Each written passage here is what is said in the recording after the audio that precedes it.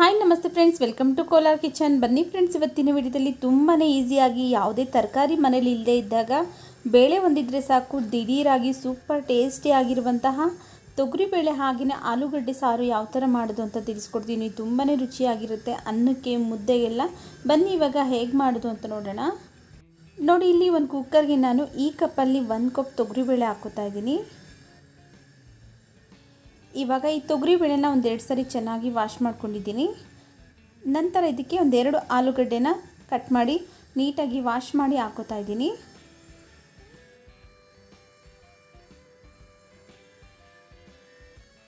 ನಂತರ ಇದಕ್ಕೆ 2 ಈರುಳ್ಳಿ ಹಾಗೆಯೇ 2 ಟೊಮೆಟೊನ ಸಹ ಕಟ್ ಮಾಡಿ ಹಾಕೋತಾ ಇದ್ದೀನಿ. 1 ಕಾಲು ಸ್ಪೂನ್ ಅರಿಶಿನ ಪುಡಿ ಹಾಕೋತಾ ಇದ್ದೀನಿ. ನಂತರ ಇದಿಷ್ಟು ಬೇಯೋದಕ್ಕೆ ಬೇಕಾಗುವಷ್ಟು ನೀರನ್ನು ಹಾಕೋತಾ ಇದ್ದೀನಿ. ಒಂದ್ಸರಿ ಮಿಕ್ಸ್ ಮಾಡಿಕೊಂಡು ಕುಕ್ಕರ್ ಲಿಡ್ ಕ್ಲೋಸ್ ಮಾಡ್ಕೊಳ್ಳೋಣ. ನೋಡಿ, ಕುಕ್ಕರ್ ಲಿಡ್ ಕ್ಲೋಸ್ ಮಾಡಿ ಸ್ಟವ್ ಮೇಲಿಟ್ಟು 3 ವಿಷಿಲ್ ಕೂಗಿಸ್ಕೊಳ್ಳೋಣ.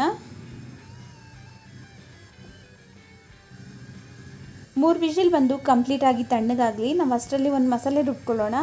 ನೋಡಿ, ಒಂದು ಚಿಕ್ಕ ಜಾರ್ಗೆ ಈ ಕಪ್ಪಲ್ಲಿ ಅರ್ಧ ಕಪ್ ಹಸಿ ಕೊಬ್ಬರಿ ಹಾಕ್ಕೋತಾ ಇದ್ದೀನಿ. 1 ಸ್ಪೂನ್ ಸಾಂಬಾರ್ ಪೌಡ್ರ್ ಹಾಕ್ಕೋತಾ ಇದ್ದೀನಿ. ಈ ಸಾಂಬಾರ್ ಪೌಡ್ರ್ ಲಿಂಕ್ ಬೇಕು ಅಂದರೆ ನಾನು ಡಿಸ್ಕ್ರಿಪ್ಷನ್ ಬಾಕ್ಸಲ್ಲಿ ಕೊಟ್ಟಿರ್ತೀನಿ, ಪ್ಲೀಸ್ ಒಂದ್ಸರಿ ಚೆಕ್ ಮಾಡ್ಕೊಳ್ಳಿ. ನಂತರ ನಿಮ್ಮ ಖಾರಕ್ಕೆ ಎಷ್ಟು ಬೇಕೋ ಅಷ್ಟು ನೋಡಿಕೊಂಡು ರೆಡ್ ಚಿಲ್ಲಿ ಪೌಡ್ರ್ ಹಾಕ್ಕೊಳ್ಳಿ. ನಾನಿಲ್ಲಿ 1 ಸ್ಪೂನ್ ಹಾಕ್ಕೋತಾ ಇದ್ದೀನಿ. ಹಾಗೆಯೇ ಬಿಸಿಬೇಳೆ ಬಾತ್ ಪೌಡರ್ ಒಂದು ಅರ್ಧ ಸ್ಪೂನ್ ಹಾಕ್ಕೋತಾ ಇದ್ದೀನಿ. ಈ ಥರ ಬಿಸಿಬೇಳೆ ಬಾತ್ ಪೌಡರ್ ಹಾಕೋದ್ರಿಂದ ತುಂಬ ಟೇಸ್ಟಿಯಾಗಿರುತ್ತೆ ಸಾಂಬಾರು. ನಂತರ ಒಂದು ನಲ್ಲಿಕಾಯಿಗೆ ಅದರದಷ್ಟು ಹುಣಸೆಹಣ್ಣು ಹಾಕ್ಕೊಂಡಿದ್ದೀನಿ.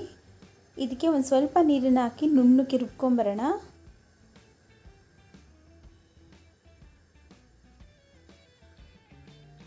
ನೋಡಿ, ಈ ಥರ ನುಣ್ಣಗೆ ರುಬ್ಕೋಬೇಕು. ಇವಾಗ ಈ ಮಸಾಲೆ ರೆಡಿ ಆಗಿದೆ.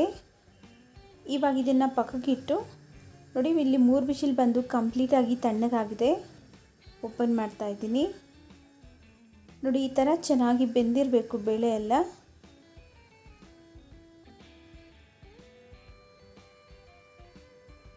ಇವಾಗ ಇದಕ್ಕೆ ನಾವು ರುಬ್ಕೊಂಡಿರುವಂತಹ ಮಸಾಲೆ ಹಾಕ್ಕೊಳ್ಳೋಣ. ನಿಮಗೆ ಏನಾದರೂ ಇನ್ನೂ ಮೆತ್ತಗೆ ಬೇಳೆ ಬೆಂದಿರಬೇಕು ಅಂದರೆ ಇನ್ನೊಂದು ವಿಷಿಲ್ ಜಾಸ್ತಿ ಹಾಕ್ಸ್ಕೊಳ್ಳಿ, ಆವಾಗ ಬೇಳೆ ಮೆತ್ತಗಾಗುತ್ತೆ.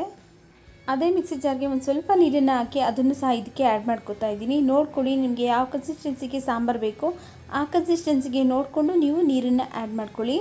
ನಾನಿಲ್ಲಿ ಮೀಡಿಯಮ್ ಆಗಿ ಮಾಡ್ತೀನಿ, ತುಂಬ ತೆಳು ಇಲ್ಲ, ತುಂಬ ಗಟ್ಟಿಯಾಗೂ ಇಲ್ಲ, ಹಾಗೆಯೇ ಮೀಡಿಯಮ್ ಆಗಿ ಮಾಡ್ತೀನಿ. ಈ ಥರ ಮಾಡೋದ್ರಿಂದ ಅನ್ನಕ್ಕೆ ಮುದ್ದೆಗೆಲ್ಲ ಸರಿ ಹೋಗುತ್ತೆ. ನೀವು ಬರೀ ಅನ್ನಕ್ಕೆ ಮಾಡೋರಿದ್ದರೆ ಇನ್ನು ಸ್ವಲ್ಪ ನೀರನ್ನು ಸೇರಿಕೊಳ್ಳಿ. ನೋಡಿ, ಇವಾಗ ಇದು ರೆಡಿಯಾಗಿದೆ.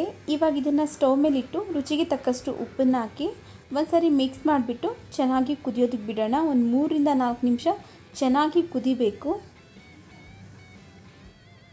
ನೋಡಿ, ಇಲ್ಲಿ ಒಂದು 3 ರಿಂದ 4 ನಿಮಿಷ ಆಗಿದೆ, ಚೆನ್ನಾಗಿ ಕುದೀತಾ ಇದೆ. ಇವಾಗ ಸಾಂಬಾರು ರೆಡಿಯಾಗಿದೆ. ನೋಡಿ,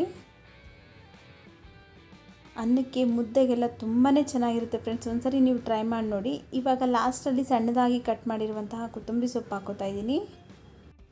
ನೋಡಿ, ಲಾಸ್ಟಲ್ಲಿ ಇವಾಗ ಇದಕ್ಕೆ ಒಗ್ಗರಣೆ ಮಾಡ್ಕೊಳ್ಳೋಣ ಬನ್ನಿ. ನೋಡಿ, ಒಗ್ಗರಣೆ ಮಾಡೋದಕ್ಕೋಸ್ಕರ 1-2 ಸ್ಪೂನ್ ಆಗೋಷ್ಟು ಎಣ್ಣೆ ಹಾಕಿದ್ದೀನಿ. ಎಣ್ಣೆ ಬಿಸಿ ಆದ ನಂತರ ಅರ್ಧ ಸ್ಪೂನ್ ಸಾಸಿವೆ, 1-2 ಬ್ಯಾಡಗಿ ಮೆಣಸಿನಕಾಯಿನ ಕಟ್ ಮಾಡಿ ಹಾಕೋತಾ ಇದ್ದೀನಿ. ಒಂದು ಸ್ವಲ್ಪ ಹಿಂಗೆ ಹಾಕೋತಾ ಇದ್ದೀನಿ. ಹಿಂಗೆ ಬೇಡ ಅಂದರೆ ಸ್ಕಿಪ್ ಮಾಡ್ಕೊಳ್ಳಿ. ನಂತರ ಒಂದು ಸ್ವಲ್ಪ ಕರಿಬೇವಿನ ಸೊಪ್ಪು ಹಾಕಿ ಫ್ರೈ ಮಾಡ್ಕೋತಾ ಇದ್ದೀನಿ. ನೋಡಿ, ಒಗ್ಗರಣೆ ಎಲ್ಲ ಫ್ರೈ ಆಗಿದೆ. ಇವಾಗ ಇದಕ್ಕೆ ಮಾಡ್ಕೊಂಡಿರುವಂತಹ ಸಾಂಬಾರನ್ನ ಹಾಕ್ಕೊಳ್ಳೋಣ.